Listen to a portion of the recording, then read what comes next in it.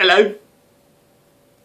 Now the reason I'm pausing like this, folks, is because I've just had another bizarre thing going on with this phone, and I don't know whether it's the phone that's playing up or whether it's just, you know, it was running low on the small battery. Now it's on the big battery, so hopefully you'll be able to stay with me, because look what I've got here. This is a Muntons, guys. This is a bottle that the Muntons was sitting in. Now I apologise that you haven't got a video of me pouring it from the glass, but unfortunately, you know, the phone started playing up and you can't see that. Probably just as well, because I basically it went everywhere and it went all over the table and it was rather funny, and I tried to make a joke of it, but it didn't record it, which was a bit of a shame. So you can't see me making a complete tit of myself, other than I usually do. So this is the light amber Muntons Gold. Well, is it Muntons Gold? I don't believe it is Muntons Gold, is it? It's Muntons Connoisseur Lager. Light amber colour, guys. I'd like to be able to shine some light behind this, but just imagine I have. Hopefully you can see some carbonation in there. It's lighter than it appears on the camera here. A little bit lighter, but not by a massive amount, okay? And the reason I'm doing this quick review of this is because in the previous video I did with the Cooper's Lager kit, I was comparing it to this one, which I did around about the same time. Only with the Cooper's kit I used Brew Enhancer 2. With this one I did my own Lakey Bloke Brew Enhancer / Improver, and I used, what did I use? I used 700 grams of dextrose, 300 grams of maltodextrin, and 500 grams of 500 grams of coughs. That's exactly what I use. I use 500 grams of coughs. No, 500 grams of light dry malt extract.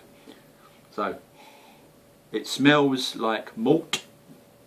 It smells quite smooth, if there is such a smell as smooth. What I mean by that is, compared to the Coopers didn't really have quite as much of a maltiness about it. This has got more malt in it though, because the Brew Enhancer certainly hasn't got 500 grams of light malt extract, I don't think. So let's give it a little tasty poos.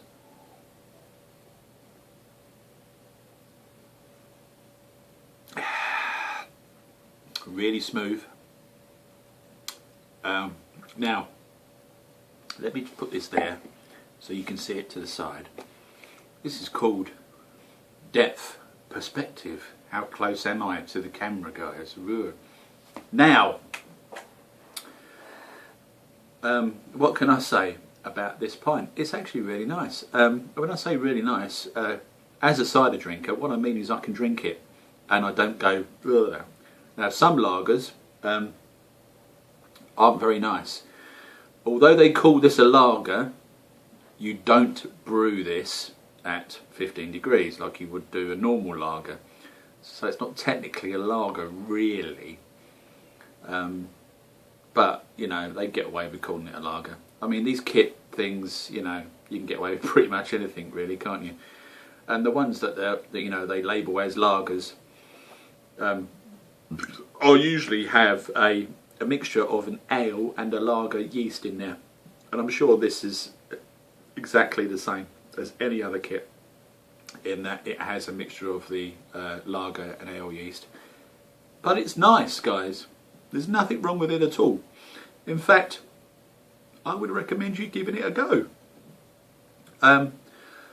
Would I say it's better than the Coopers?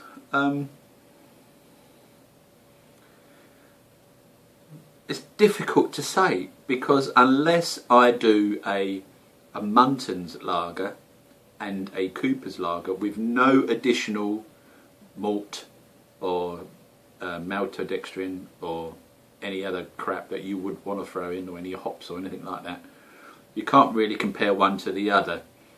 So it's difficult for me to be objective in that way. However, if I had to choose between the Coopers and the Muntons, I'd choose this one, because it, on the tongue, It's a lot more smooth going down, and it leaves a not altogether unpleasant aftertaste, which I actually quite like. So give it a go, guys. They're really easy, these lager kits. You just chuck them in a bucket and you let them go. You don't even need the lower temperatures unless you're using the Cooper's premium lagers, which I believe come with proper lager yeasts, and obviously you'll need some means of controlling the temperature. I've now got my little rig set up where I've used my beer fridge, and I've plumbed in a heat element and also you know, a regulator so that I can control the temperatures now, and that's coming out really well. Primarily I'm going to be using it for the turbo ciders, keeping those at around about 21 degrees I think, but you know, I will do the odd lager batch and they will go in there in a big bucket, and we'll see how they get on. The Muntons Gold cider that I was telling you about in the previous video, I've now stuck in a king keg, and hopefully that will carbonate. I put some priming sugar in there, and I put a little burst of CO2, a little tiny CO2 cylinder in there. I'm not holding up high hopes for that. I had issues with my first batch in that it didn't carbonate, and I suspect I may have a dodgy cap, in which case I'll either need to buy another cap or I'll just bottle from now on. I don't mind bottling. I know some of you guys out there are not massive fans, but you know, I'll do it because I know I'm going to get a decent primed drink out of it, and this one's turned out okay. This one's primed quite nicely. 750 milliliter bottles, such as this one here, which this has come in. I used 1.5 teaspoons, so it's at 7.5 milliliters, and it's come out great. Really nice beer. I'm well impressed. So thanks for listening to my ramblings again on the Muntons, guys. As I say, give it a go. You really have got nothing to lose, really, especially if you can get them cheap. Some of the Muntons kits, you know, the brew shops tend to sort of have them on specials occasionally because they're, you know, for whatever reason they don't sell as well as the Cooper's ones. Bear in mind, guys, at the moment Tesco still have that offer on Tesco Direct. Go online, see if you can get yourself some lagers. When I checked this morning, there were none available, okay? Currently unavailable. But what you can do is you can set an email alert up so that it'll bung you an email when they're back in stock, and you can quickly jump online and order yourself a lager kit. And they're only a tenner. Can't go wrong for a tenner, can you? Got nothing to lose. A tenner and some sugar. You don't need to add the maltodextrin. You don't need to add the dry malt extract. You can just do it from the kit and see how you get on. And I would recommend you doing that with your first attempt anyway.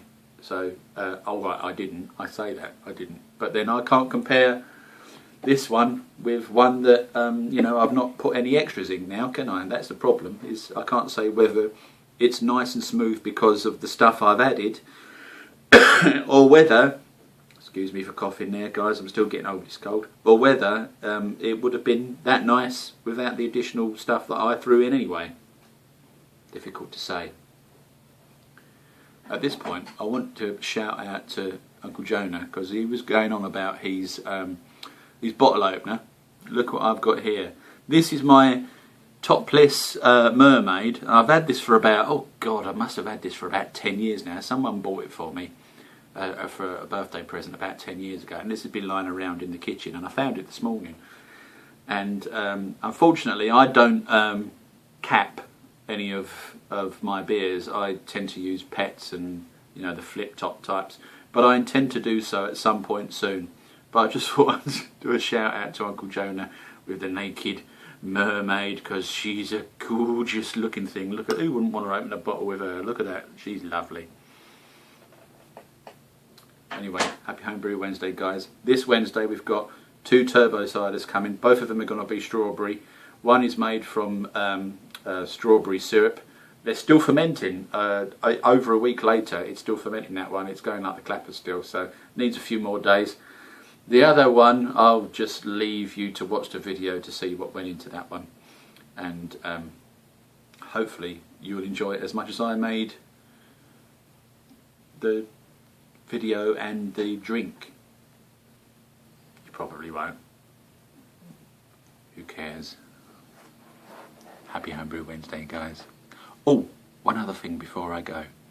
Remember, Boxing Day, we're going to start the 12 ciders of Christmas off. I need to do a little trip because I was going to do some normal ciders from Asda's and stuff, but I've decided to not do that because they're boring, those ciders. What I'm going to do is I'm going to take a trip around some posh supermarkets and some places that do really nice and different ciders, and replace some of those, if not all of them, some of them with, you know, ciders that perhaps you haven't heard or seen or drunk before. So look forward to that. Anyway, Happy Homebrew Wednesday soon. Today it's Happy Homebrew Monday. Alright, so I got it wrong. See you soon.